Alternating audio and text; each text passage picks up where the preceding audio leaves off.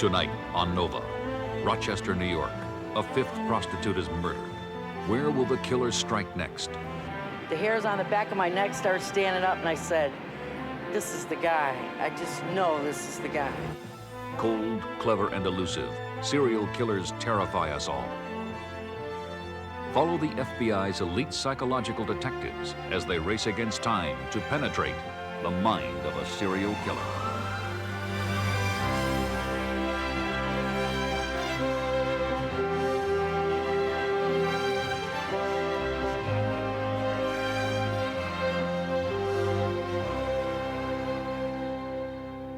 Funding for Nova is provided by Johnson & Johnson, the signature recognized around the world for commitment to quality healthcare products for the entire family. And Lockheed, America's aerospace company, supporting math, science, and engineering education for national technology leadership. Major funding for Nova is provided by the Corporation for Public Broadcasting and by the financial support of viewers like you.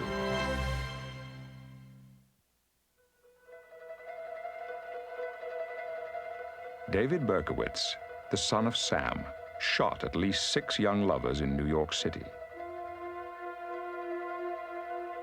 Albert DeSalvo raped and strangled more than 10 women in Boston.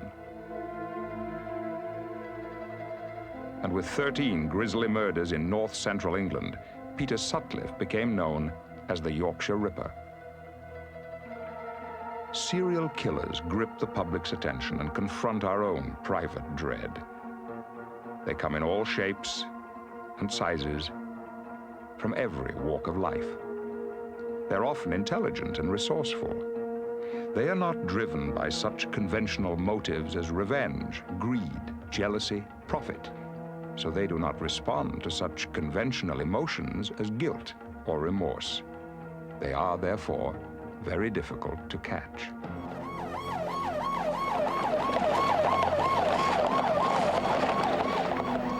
Since 1960, the murder rate in the United States has almost doubled.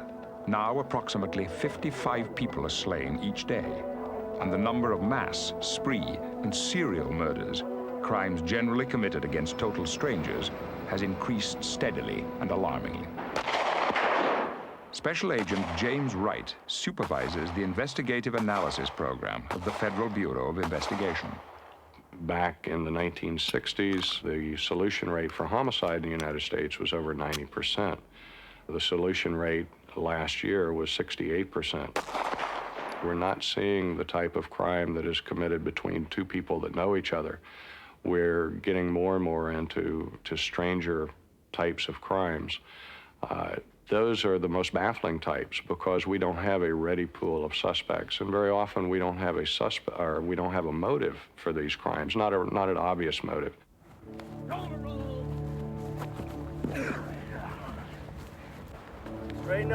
Law enforcement officials across the country must confront the reality of these trends and seek ways to grapple with them.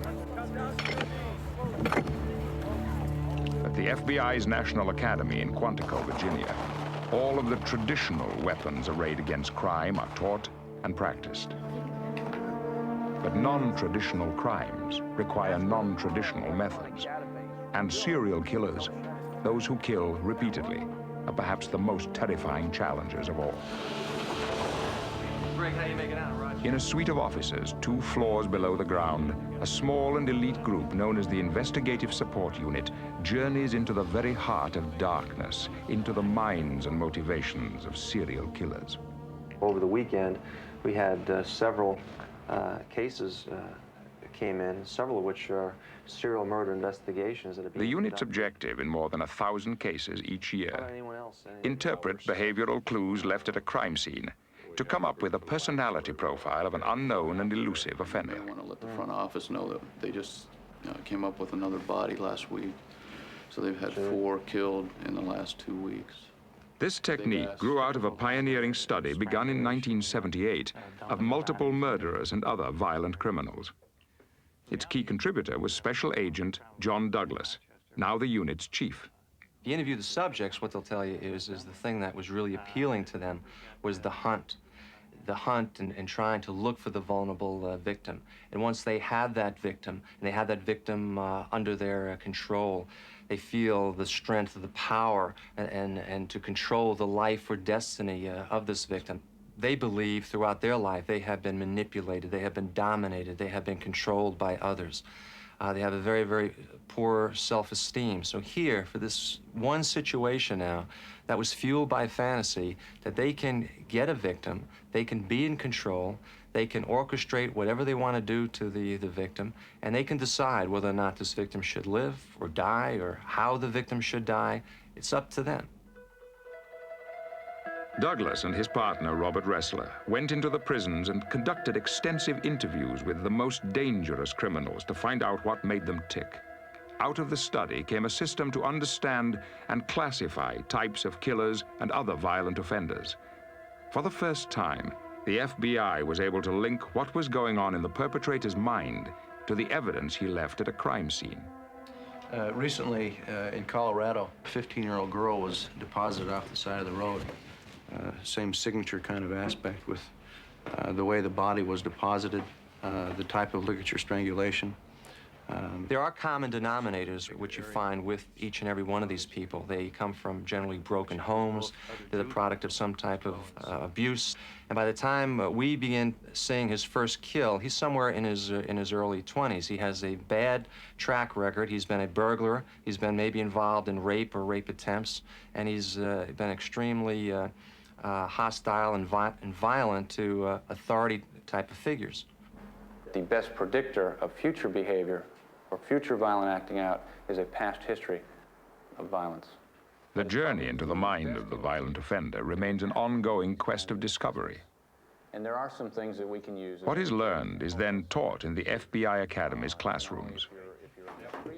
Just as an offender leaves fingerprints or other physical evidence at the scene of a crime, the FBI looks for his personality print as well. They're suspicious of others, they're paranoid, they're overly sensitive, hypersensitive to criticism. Investigators are trained to interpret this behavioral evidence to create a profile of the unknown offender. This technique can help police narrow their list of suspects and sometimes suggest active strategies to catch the perpetrator.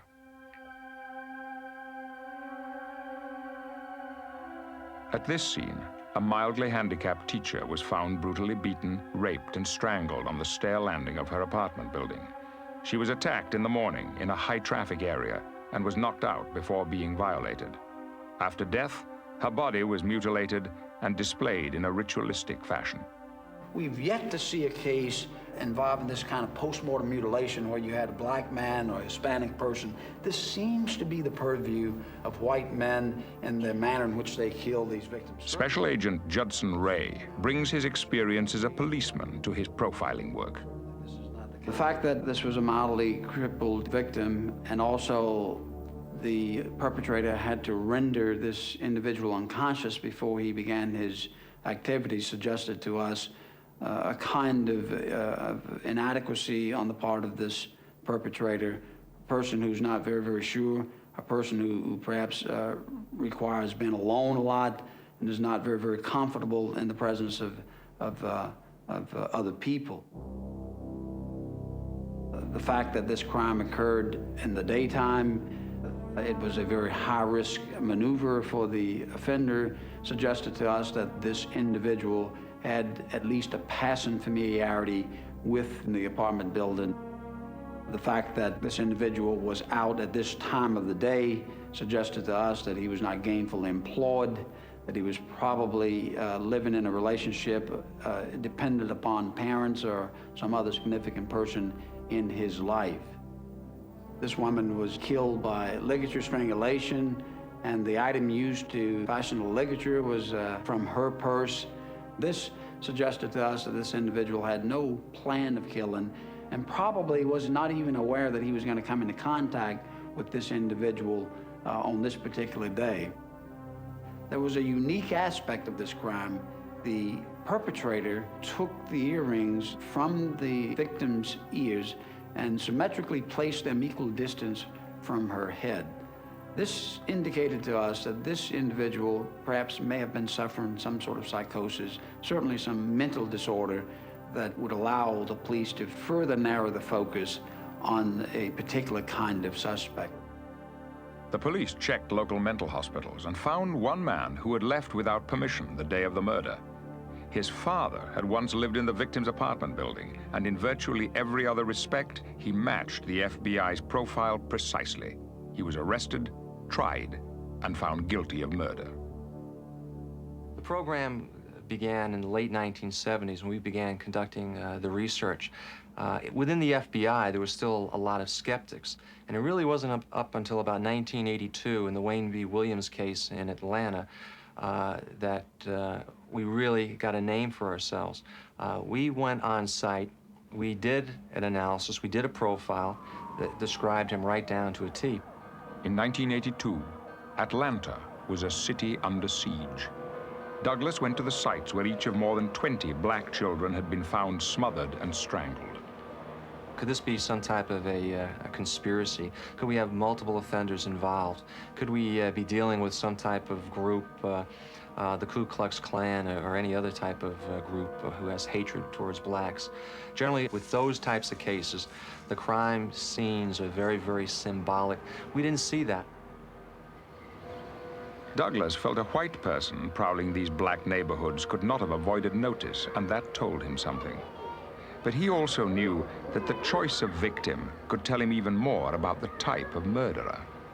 To understand the victim, that requires re-interviewing family members and people who are very, very close to that victim so that we can understand the dynamics that is going on between the violent offender and the victim at the time of the assault. Among certain victims, a common profile emerged. Young, adventuresome males, curious and inquisitive children, susceptible to a come-on or a con from the right person. And that person, Douglas believed, would be a black male in his early 20s, homosexually attracted to the boys, and clever enough to gain their trust. Someone this intelligent and manipulative, Douglas surmised, would follow the investigation closely, playing a cat-and-mouse game with the police. We began seeing that anytime someone would talk to the press, medical examiners or police, he would respond to that, and he would respond by presenting another body to us. And now the bodies were found in open view alongside of roads where he wanted us to find the victims. Then, when the medical examiner announced that hair and fiber evidence had been found on some victims, Douglas predicted that the next bodies would show up in the river where the water would wash away most clues. A stakeout was mounted. Wayne B. Williams, a self-styled music promoter and police buff, was apprehended on a bridge over the Chattahoochee River, where another body was soon discovered. Hair and fiber from Williams' home matched samples from 12 of the victims, the only 12 Douglas associates with Wayne Williams. During the trial, Williams appeared sympathetic and believable. So the prosecution turned to Douglas's personality profile in an effort to convict him. What I suggested to the prosecutors was to do a "this is your life" story. I wanted to infringe upon his body space. I wanted the prosecutor to get in between the jurors and Wayne Williams. And I wanted to be very methodical and very, very low in his speaking voice. And at one point, I want you to say, "What was it like, Wayne? What was it like, Wayne, when you wrapped your fingers around one of the victims' throats? Did you panic? Did you panic?" And Williams said, "No." But then he caught himself, and he went into a rage and screaming and yelling, and he started saying, "I know you've got that FBI profile over there, but you're not going to get me to fit that profile."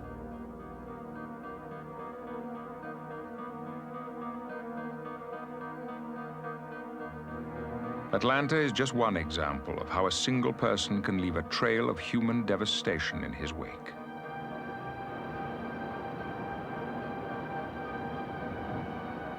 And the FBI believes there is hardly a major jurisdiction in the United States that has not been traumatized by serial killers.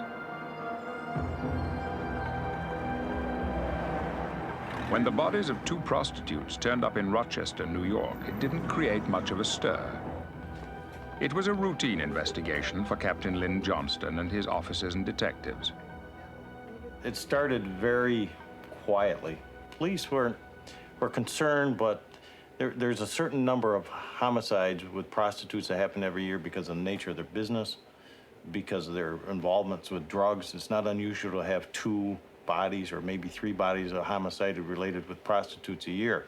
It started in March 1988 with the shooting death of Nicola Gerson. And these were spread out. They were not only in the city, they were in the county. Their little methods were different. One was apparently asphyxiated, the other one was shot. So there didn't seem to be a clear-cut pattern going on at that time. It was another 6 months before the next victim turned up. Authorities. And then there came a time in which a skeletonized body was found down in the River Gorge. Couldn't find out who she was. It was real hard to start an investigation at that point, not even knowing who the victim was.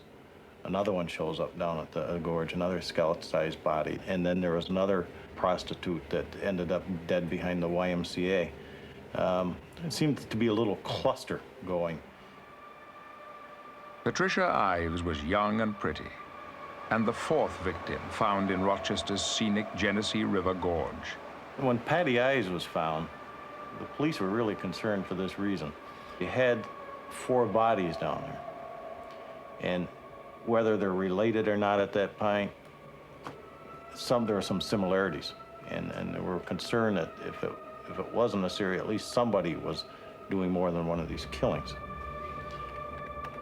The investigators searched for links between the cases, sifting the scant evidence for any lead.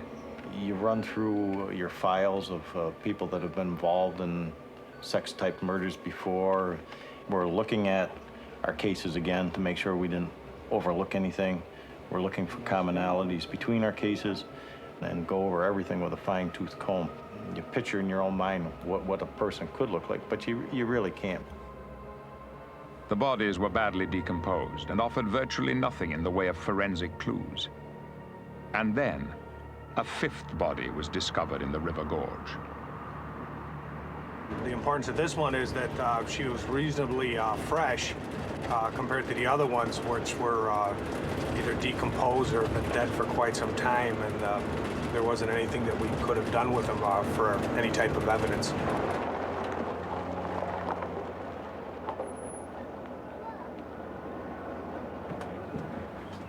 Officer Robert Garland had been the crime scene technician in each of the prostitute killings.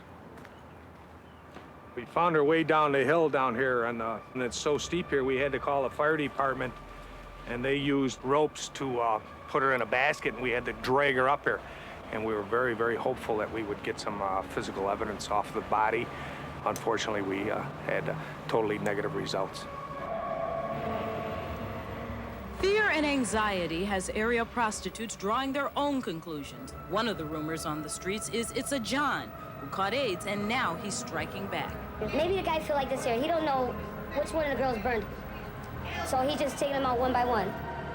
When bodies started to come at a little more rapid rate, we brought in some people from Quantico, Virginia, with the FBI, to look at these cases for us, at the behavior, and to look at it as outsiders that could sit back a little more calmly, think about it a little more rationally, and paint us a picture, if you will, of who our offender might be.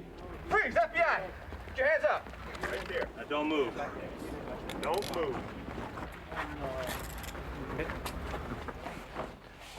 The case came to Special Agent Greg McCrary, in whose territory Rochester fell. Highly trained in traditional investigative techniques, McCrary had also spent years disciplining his mind and body through the oriental martial art of Shirinji Kempo. It's a case involving a series of homicides in Rochester, New York over the last couple of years. At the Investigative Support Unit's morning conference, he reported the facts to his colleagues. Basically, what we're dealing with, we got a series of crimes where the victims were... We told Captain Johnson that we needed the investigative file, or at least a summary of the investigation. We needed the crime scene photos. We needed victimology, and that is as much about each of these victims as they could tell us. Because we had to look at these crimes from the offender's perspective, in the order that the offender had encountered these victims and committed the crimes. And that would give us the pattern. That would allow us to see changes, patterns in the activity of the offender. Next one, which I believe to be the first in the series to be related here, deals with a white female prostitute named Dorothy Blackburn. Many of the victims you're going to see are right downtown in the River Gorge area. The similarity here, though, deals with the dumping the body in water. And that we're going to see time and again as we go through here. Did he weight her down in the water? No. These areas are not the areas where they would go to, the prostitutes, where we're finding these victims, right? No, it's not. Yeah. Obviously, the offender's got a car. They would not walk with the guy. They're getting in a car with him. Has there been a lot of publicity here? Has this been connected in the media? Every day. Every day. Yeah, I think there definitely is a serial killer working here. He's a white male. Probably the victims are white, predominantly white. I think the ones that are related certainly are white. We have a core group here of homicides I feel are related. He is very comfortable on the street with his victims. Doesn't appear out of place, in that environment. As McCrary followed the unfolding case, Rochester police stepped up their patrols and surveillance. Detective Leonard Borriello was one of the key investigators. During the period that the girls were being found dead, our tactical unit was strategically placed around the entire area, observing prostitutes, just watching them, not arresting them, and taking down the plate numbers of vehicles that they would get into. We asked the girls to call us and report anything out of the ordinary, any kinky individuals they might happen across that would be just out of the ordinary. One of the prostitutes working in the area these victims had disappeared had come forward to the police with information about a trick or a John who wanted her to play dead, and that he, matter of fact, was suffering or experiencing erectile insufficiency prior to that. And then only when she played dead was he able to be sexually aroused and gratified. We couldn't say that that's your guy, but what we said is that's the type of thing, that's the type of behavior that we expect your offender to show. He was real nervous, and that made me nervous. And I carry a knife to protect myself, and I do know how to use it. So I just let him know point blank that I had a weapon and that I was nervous that there was a serial killer. The only time he was really abusive to me is, when I asked him, why was it taking? I had been there like 40 minutes. That's when he really said, well, if you just play dead, bitch, we'll get this over in a few minutes. And little things kept clicking, and the hairs on the back of my neck started standing up, and I said, this is the guy. I just know this is the guy.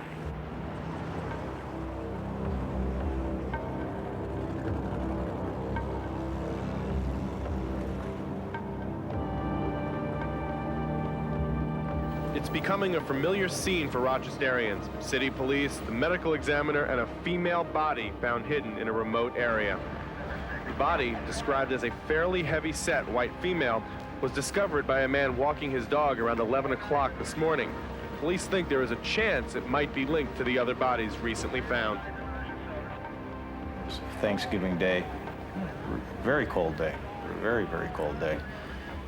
And the medical examiner comes, and we process the scene, and we find out that the body had been eviscerated, had been cut from the neck to the vagina area, and we're concerned, very concerned.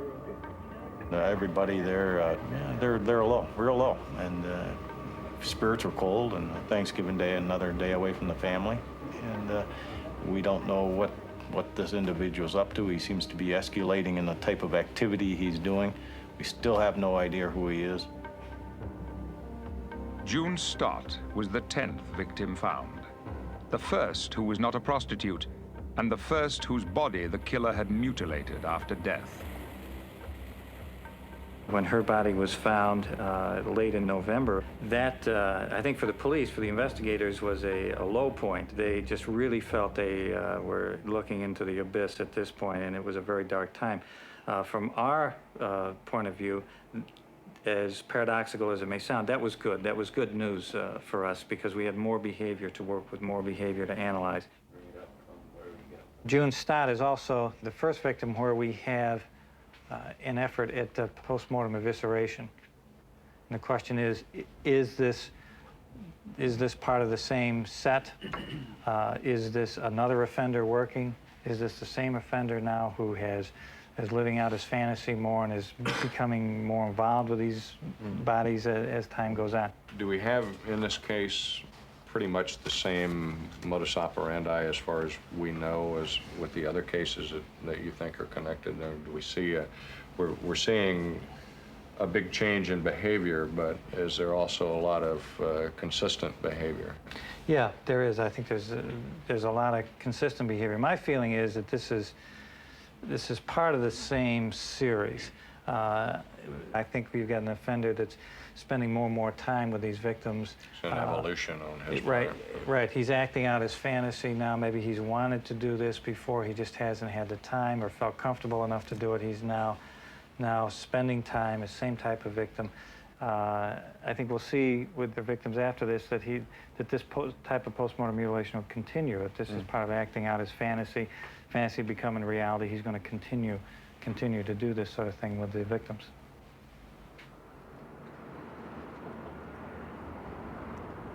McCrary went to Rochester in early December and reported his conclusions to the investigation team. Do you think he's still going to go for the same type of individuals, like the prostitutes? Yes, yeah, he's targeting vulnerable victims. He's not adequate enough individual to go after a more difficult target. These are our initial analysis after a couple days of going through the cases led us to believe that this would be a lone white male. The age would be 30-ish. The victims were late 20s or so. We felt that he'd be just a little bit older perhaps than the victims. The crime scenes themselves reflected an individual who did not panic. The rage was controlled. These were methodical, predatory kind of kills that generally indicate a criminally experienced, a more mature type of offender.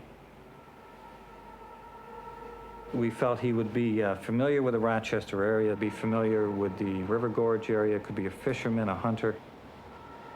The dump sites and things that he were choosing would be areas he'd be comfortable and familiar with. He'd be a functional individual, he's employable, but the employment would be at a menial level. He's not a person who has a lot of interpersonal skills, does not interact with people in depth in any way. Superficially, he'd be fine. He'd be okay to get along with, and an okay guy to have a beer in the bar with, and there'd be no real problem that way with the guy. Certainly he was driving, he had access to a car, and the car, again, would reflect the personality. This would be a functional kind of a vehicle, no brand new car, not a sports car, nothing like that. That's how he would dress, that would be his demeanor, his clothing overall, a functional kind of guy. And that we talked to the Rochester police. They were stopping people they thought looked suspicious, stopping transvestites. They had a case they stopped a guy driving a van. He dressed up as a woman. So we said, that's not your guy. That's not who you're looking for. This offender may appear almost transparent to the officers on the street. They're looking right through him. There's a lot of panic among the prostitutes, a lot of concern, yet he still has no trouble obtaining victims. They get in the car with him. Why do they get in the car with him? Because they don't think he looks like the guy. They don't think he's the guy. Greg, what you're telling us is that this guy is probably going to kill again. Yes, yeah, he will kill again. He's been successfully getting the victims to leave with him, no problem, and he'll continue that as long as he feels comfortable doing that. The body was discovered by a deer hunter. McCrary's prediction proved correct. The pattern of killing continued with Elizabeth Gibson, another prostitute. Because prostitutes live such a dangerous and vulnerable lifestyle, they're among the most common victims of serial murderers. And it is emotionally tempting for many of us to feel secure in our distance and detachment. The man who is going to become a serial killer, before that first sexual murder, already has a fantasy scene in his mind. It has its origins in things that really happened to him, things he imagined happened to him, things he's Dr. seen. Park Dietz, a forensic psychiatrist, has spent his career studying these men, trying to learn what drives them to their heinous acts. They often make mistakes in the early offenses that they learn from and try to ensure they don't make in later offenses. They often choose more vulnerable victims for the early offenses, such as younger people or people who are physically frail, whereas later they become emboldened and take on more powerful people. And so there are some patterns about how their crimes progress over time. But what is always the case for sexual serial killers is that the fantasy exists before the action. A striking number will have tortured animals in some extraordinary way, or will have been very cruel to children, tying the neighbor to a tree and tormenting the child and inflicting various harm on the child. Something that sets them apart from other children, which is an expression of their early aggression and which shows that they're already thinking in adult-like ways about doing terrible things. Intrinsic and environmental. Dr. Dorothy Lewis, a psychiatrist at Bellevue Hospital, has authored many studies on the links between childhood violence and adult crime. What most of the extraordinarily violent children, adolescents, adults have in common seems to be a vulnerability to impulsivity, to paranoid misperceptions, to distorting what is around them, but also a history of having been severely physically abused, often severely sexually abused, often raised in an extremely violent household. And again, from a psychodynamic point of view, you create a very, very angry child, and yet very few of these kids ever attack the person who has abused them.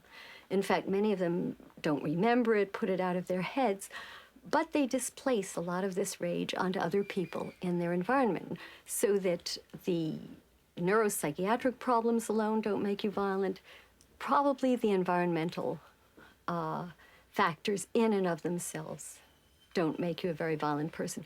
When you put them together, you create a very dangerous character.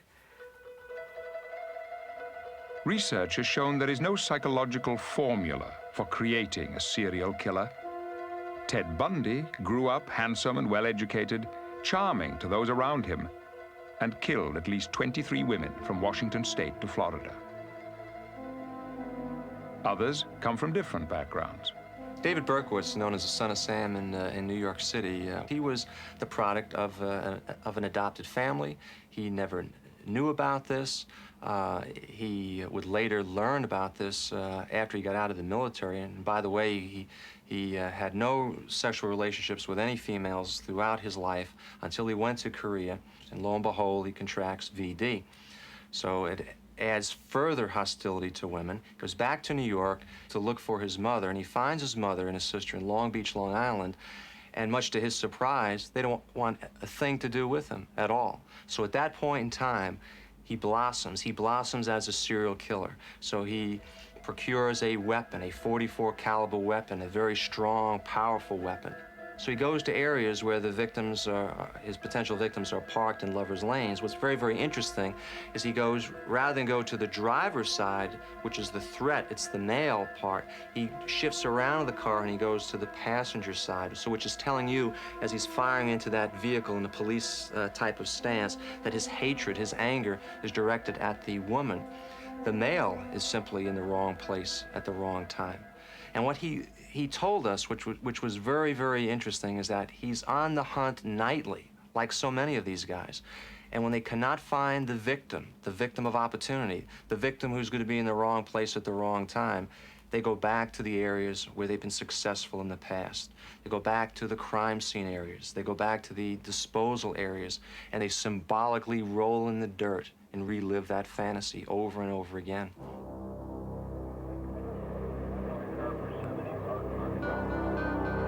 The gruesome discovery was made this morning on Meg Street. A man pulled out his trailer to go on a hunting trip and found the body. Police say it was covered up, apparently by leaves. Not only did Captain Johnston have 11 homicides to contend with, more prostitutes were missing. There are 3 missing white women from Rochester: Darlene Trippi, Maria Welch. But now, based on the profile emerging from the evidence, McCrary offered Rochester police a strategy to catch the killer. We had missing prostitutes who we felt were potential victims of the offender. We know that June Stott had been subjected to a postmortem mutilation. We know it's not uncommon for this type of offender to have sex with some of their victims once they're dead. We felt that that may be occurring. So we felt that he was being drawn back to these sites. So if the police could locate one of these dump sites and not tell, and then surveil that for a period of time after they found it, they may well find this offender returning to that site.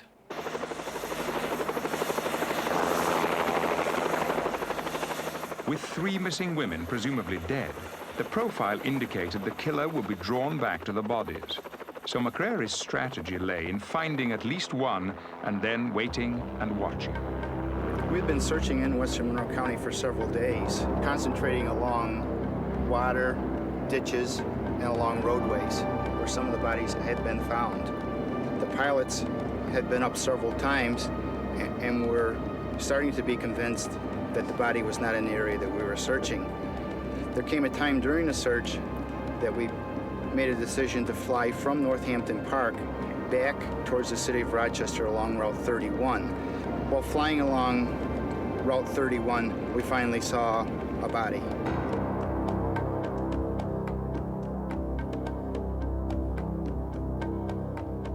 The body was that of June Cicero, widely known as the most streetwise prostitute in the area. If she could fall victim to the killer, no one was safe. I was back at Quantico when I got a call that a New York State Police helicopter had flown over and found a body in the Salmon Creek area, which was the same creek that one of the first victims, Dorothy Blackburn, had been dumped in, and that there was an individual parked there on the roadside right above, adjacent to the body. As soon as the helicopter appeared, they could see right underneath them, about 15 feet down, was a body. The car was right on top. The man swung his legs into the car. He was on the passenger side. This particular individual had fled when they'd seen the New York State Police helicopter. They had their patrol units converge on the area that he went in, located him, identified him. It was some contained excitement on my part. You're always hopeful that it's worked, that you've got the guy, but you're not sure. And we found out that the individual that they saw on top of the bridge was a person known to us now as Arthur Shawcross. McCrary's tactic had paid off. The killer had returned to sexually mutilate another of his victims. Police followed Arthur Shawcross to nearby Spencerport. They stopped him at the nursing home where his girlfriend, Clara Neal, worked. He was taken to State Police Barracks, where he was interviewed by Inspector Dennis Blythe. He was very calm. When I talked with him, Art, I asked him, do you know why we stopped you? And why we want to talk to you? And, well, I assume it's because I don't have a driver's license. And he was very cool and very calm. So I asked him, Art, you've been very cooperative. Geez, I'd really like to take your picture. Well, why do you want to do that? Well, I just know you want to cooperate. Oh, okay, fine. And so at that point, I just had him stand up against the wall, and I asked him, smile, and he let me take his picture. We then took this picture and put it in with 5 other photographs. They showed me like 6 pictures in a little composite thing, and they told me, oh, take your time. I said, I don't have to take my time. This is the guy. It was him, It was him. Joanne Van Nostrand not only identified Shawcross as the man who had picked her up, but also as the one Elizabeth Gibson had been riding with the night she was murdered. We felt that this type of offender would need to be confronted with evidence that he would not confess unless he felt strongly that there was some evidence that linked him to the crime, that this was a mature offender, a more experienced offender, and that he would need to be convinced that we knew what he had done and were able to prove it. We had a lot of ammunition to question him about regarding the first case that we talked to him about, which was Elizabeth Gibson, which was supplied by Miss Van Nostrand. And I think it was 28 minutes before we got the first confession. It was probably the longest 28 minutes I've ever gone through. I mean, we were both very nervous because We knew we had the killer, but we wanted a confession so badly. You have to know when that moment is. They're at the top and they're ready to go over. And what brought him over the top was we started talking to him about his girlfriend, Clara. And I told him, and the whole time I'm patting him on the leg. I says, I would hate to think that Clara's involved in this. And he put his head down and he goes, no, Clara's not involved in this. And at that point, you know you've got him. Yeah. I think he probably loved Clara enough not to get her in trouble for something he was responsible And his wife for. Rose. Because he knew he did him, and he thought we could prove, definitely prove, that Clara's car was at the scene of the crime. So he wasn't going to leave her hanging on a limb. And he also gave himself a reason and a defense for killing Elizabeth Gibson by stating she started scratching his eyes and digging at his eyes. And then he also stated that he put his forearm under her chin and throat area and may have pressed down a little bit too hard because of his size. Accidentally. Accidentally killing her. And then he said he tried to give her mouth-to-mouth resuscitation and crying because he felt so badly that she had died, which I doubt very, very much. No. And as he put it, why did he kill these girls? Taking care of business. And that's exactly what he said, taking care of business. No remorse whatsoever. No. Very calm, very easygoing, a friendly somebody. And he never said nothing out of the way to anybody to get you nervous or upset or nothing.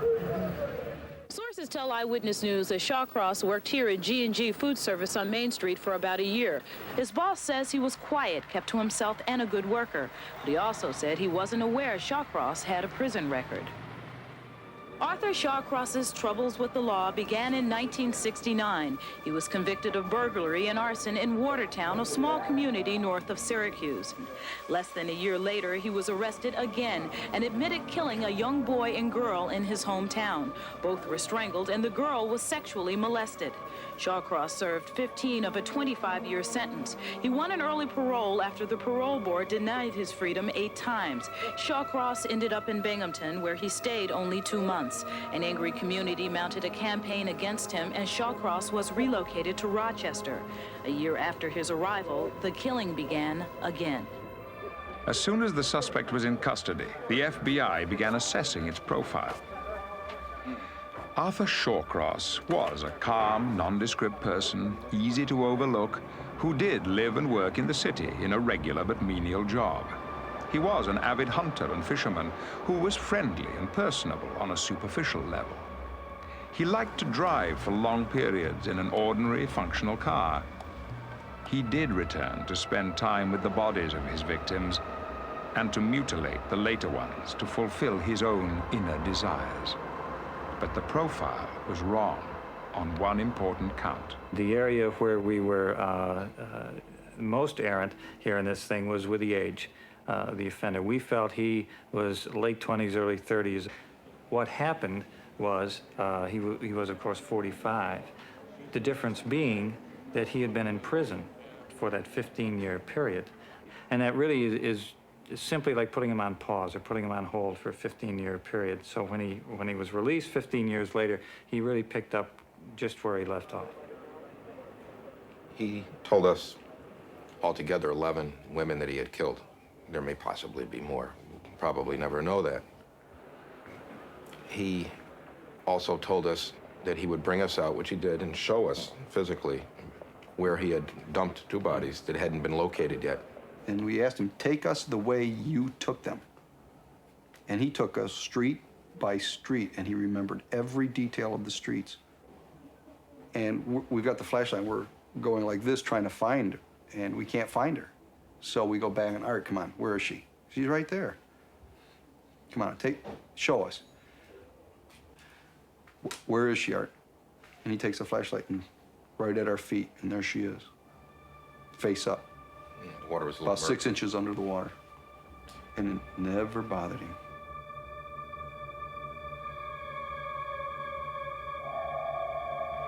Darlene Trippi would be the last victim of Arthur Shawcross. The next day, he was arraigned in Rochester City Court and charged with murder. The task of leading the prosecution fell to First Assistant District Attorney Charles Siragusa. Shawcross did not deny the murders, but claimed he was insane at the time and therefore not responsible for his actions. After all, what else could compel a person to commit such horrible acts? If not insanity, then what? In New York State, in order for a defendant to prove to a jury that they're insane, and the burden of proof in New York is on the defendant, he's got to prove to the jury one of two things. Either that at the time he committed the homicide or homicides, he didn't know the nature or consequences of his actions, that is, he didn't know what he was doing, or he has to prove to a jury that he didn't know what he was doing was wrong. If a defendant can prove either of those two things, then the jury would be bound to find him insane. For in retrospect, it signaled the beginning of a nightmare that haunted this community for 21 months. The most damning evidence will come from the defendant's own mouth. Rather than a medical diagnosis, insanity is a legal concept upon which psychiatrists are asked to give opinions. The defense chose Dr. Dorothy Lewis to present its claim. Or feeling. It isn't a powerful cue in that it doesn't tell a person what to say. What Dr. Lewis was trying to convey to the jury, based on her opinion, was the fact that Arthur Shawcross, because of what she referred to as post-traumatic stress syndrome with extreme episodes of dissociation, and because of organic damage that she diagnosed as complex partial seizures, was not responsible when he killed any of the 10 women for which he was accused in Monroe County. Toward that end, she attempted to convince the jury through the use of videotapes in which he supposedly hypnotized Shawcross that he had undergone in his youth severe sexual and physical abuse at the hands of his mother.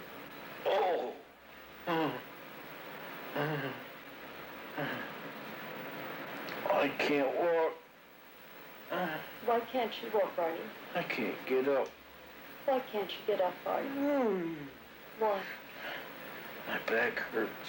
He was in a peculiar state at the time that he committed his act, so that I think there's a good question regarding whether he really knew what he was doing at the time that he was doing it. I knew from materials that his attorneys had sent me that he had a cyst in the anterior part of his temporal lobe. That kind of damage could certainly produce episodes of intense feeling and possibly episodes of extreme violence for which memory would be clouded or impaired or absent. The prosecution called on Dr. Park Dietz, who also examined Shawcross. You failed to realize what I said earlier? Well, I said I use a jackknife on one. Yeah, I remember that. And a saw on the other. And there's only 2 of them. There wasn't any other time you used a hacksaw. Why are you trying to get me mad? None of the serial killers that I've had occasion to study or examine have been legally insane, but none has been normal either. They've all been people who have got mental disorders. But despite their mental disorders, which have to do with their sexual interests and their character, they've been people who knew what they were doing was wrong, but chose to do it anyway because this for them was the ultimate sexual experience. The fact that Shawcross made sure that no one was around when he killed any of the victims, again, is indicative that he knew what he was doing. The fact that during this period of time when the killings were going on, he was able to hold down a job and without any apparently malfunctioning in his work. He was able to carry on a relationship not only with his wife, but with Clara Neal, I think are all factors, apart from the psychiatric evidence, that speak to an individual who knew exactly what he was doing. Cold, calculating, and remorseless, for whom killing was not an emotional disturbance, but in the defendant's own words, business as usual. The trial lasted more than 5 weeks. The jury deliberated less than 1 day. The verdict, guilty of murder in the 2nd degree on all charges. The sentence, 250 years to life in the state penitentiary. The conviction of Arthur Shawcross raises a final question about such vicious killers. What to do with them? After all, Shawcross, like many other serial killers, had already murdered 2 children. We've seen many cases where these people have been put into prison, they've served their term, they've been quote-unquote rehabilitated, put back out into society many years later, and they continue doing the same thing. And we truly believe that rehabilitation is, if not impossible, it's extremely difficult. And we really believe that society has to be protected from these people. I think that it does very bad things for our society if we become a mindless kind of group of people who doesn't care why someone did what he did and thinks only in terms of punishing the individual or of doing away with him. I think that if we're going to be a humane society, we have to protect ourselves, but we also have to understand what made these people the way they are, and then I would say work very hard to try to prevent creating more people like that. What I have to feel and what my people have to feel, we have to put ourselves in the shoes of the victims. So what I flash back to is a victim who's screaming, who's begging for the life. And I have tapes here. I have tapes of victims who are being murdered, who are regressing in their behavior, calling out for their mommies, calling out for their daddies, and begging, and please God, please don't kill me. But they kill them. And so when I see the day of execution and the little vigils outside of the penitentiary, you know, I may, for a second there, maybe feel sorry, but then I want to pull out the file jacket of these guys. I want to look at those crime scene photographs. I want to look at that autopsy protocol and look at those autopsy photographs. And I want to see the interviews of the victims and the families, and put myself back into that victim. So I have no sympathy at all for these people.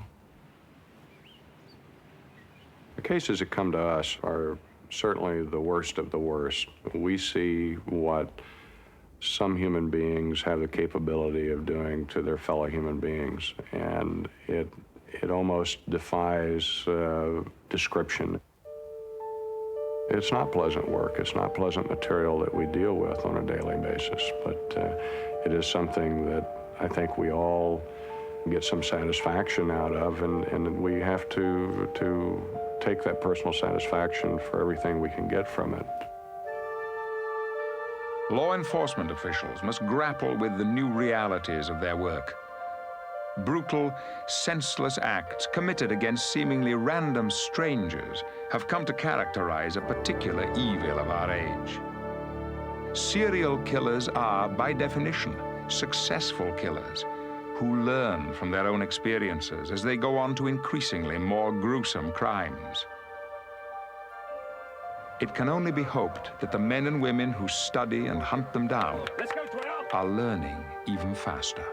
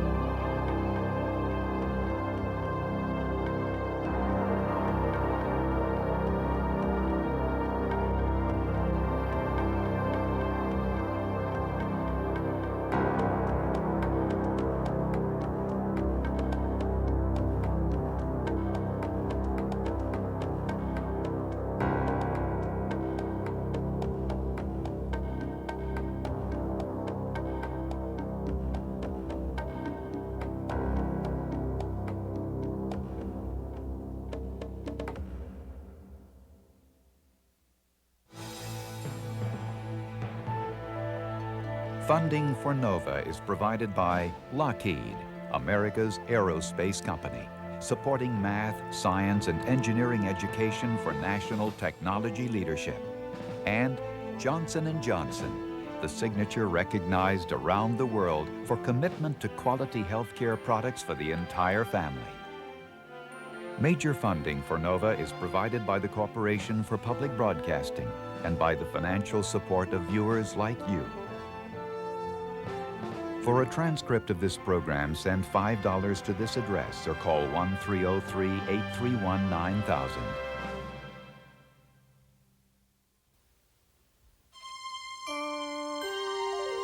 This is PBS.